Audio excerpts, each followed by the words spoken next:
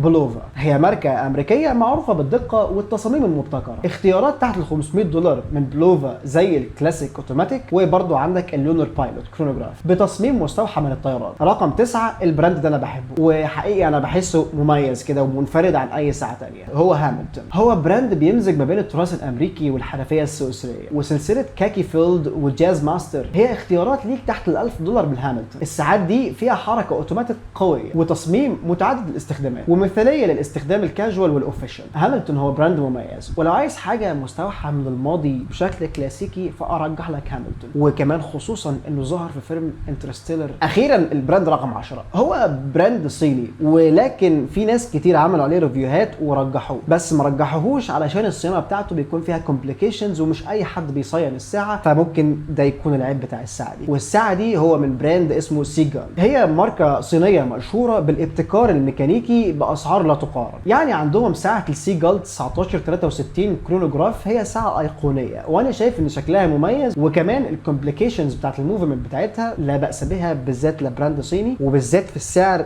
ده. تصميم كلاسيكي وحركه اوتوماتيكيه، والسعر لا يتجاوز ال $500. ساعات السيجال هي ممكن تكون بوابه لو انت عايز تبقى كوليكتورز ساعات، وبالذات لو عايز ساعه تكون ميكانيكال وبيكون فيها كومبليكيشنز في الموفمنت بتاعتها، فممكن تبدا بالبراند ده، خصوصا ان سعرها حنين في فئه الساعات اللي فيها الموفمنت اللي زي كده. ولو عايز اي ترشيحات تانية ممكن تكتب لي في التعليقات وهقول لك على ترشيحات مميزه ليك. ولو عايز ترشح لي انت حاجه اتكلم فيها عن الفيديوهات الجايه اكتب لي في التعليقات عشان اتكلم فيها في الفيديو الجاي.